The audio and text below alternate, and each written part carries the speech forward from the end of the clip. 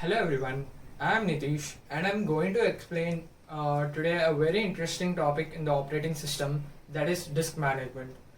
Earlier in operating system, we have come across through various topics which are theoretical, like CPU scheduling, memory management, file handling, input-output management, deadlocks, semaphores. So this is more like practical kind of subject, that is I'm going to explain about the disk management, and I'm having a hard disk with me. So I'm going to explain all the things related to this disk management. So I opened this hard disk, and it's like this. You can see this is the interior view of this hard disk. So I'm going to explain in detail all the structures in this hard disk. And now I'm going to discuss all the terminology and the disk structure.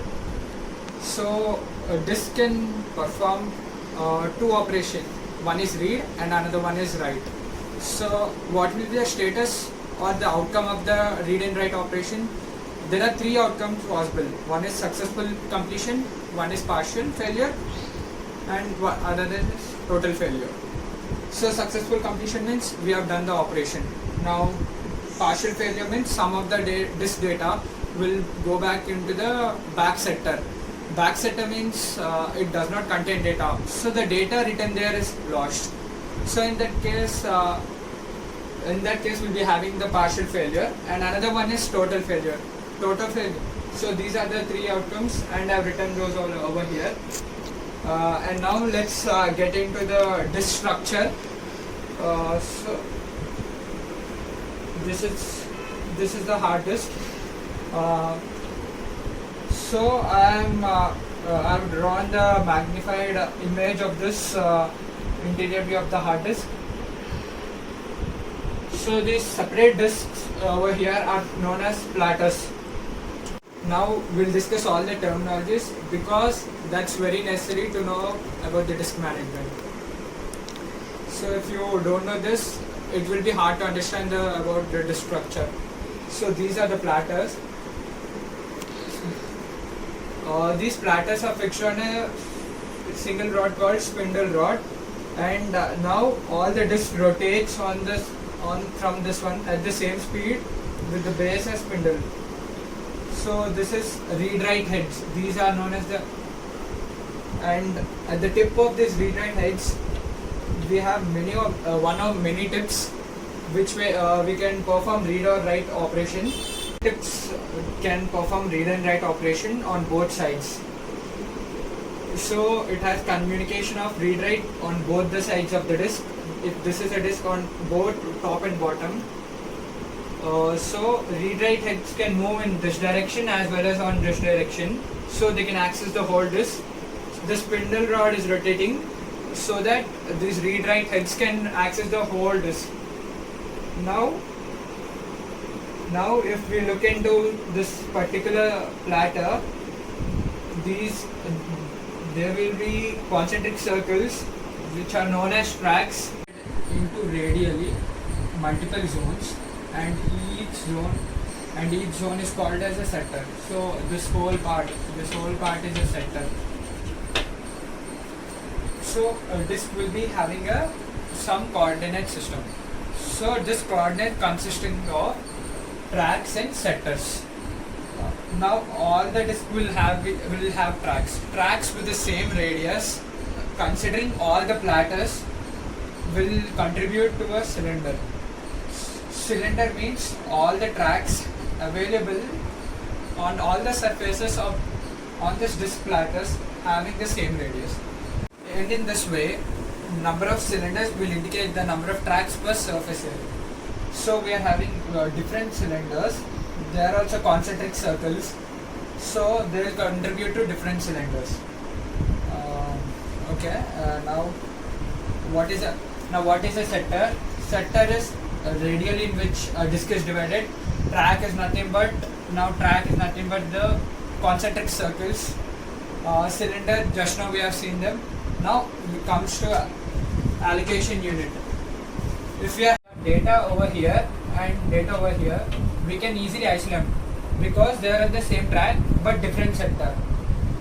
Now if we have data over here and here, they are on different track but on the same track. In this case also we can isolate.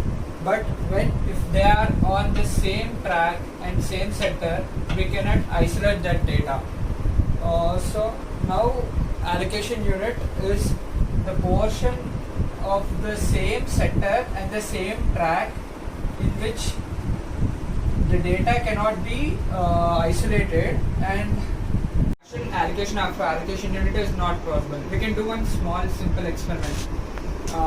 Suppose open notepad and type hi or hello and save it, and then that will be stored in the hard disk. Then when you will open it, the hard disk size is decreased not by the file size but by its allocation unit, because allocation unit cannot be partially stored. It can be stored totally or it can't be stored totally, but it can't be stored partially. So because we cannot write a single data on this allocation unit, we can read a chunk of data from this allocation unit. So now we have discussed the allocation unit. Capacity is the total storage that disk can contain or it can handle. Formatting of disk means imposing the coordinating system. We are redefining the tracks, sectors, imposing all those sectors and tracks. That is known as capacity. Now density means the number of bytes per track. We are having high density such as floppies, CD disk, now hard disk, drives. Nowadays we have pendrives and all. Okay. Density means the amount of size, the amount of tracks per sector. Read-write assembly means these are the read-write heads. So this total part is called as read-write assembly. Now coming to the platter. Platter means the disk. These disks are known as platters.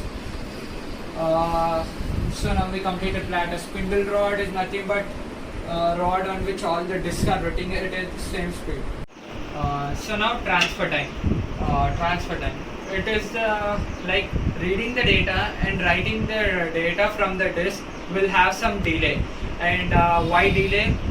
It is because these read-write heads must be placed on particular respective tracks and sector.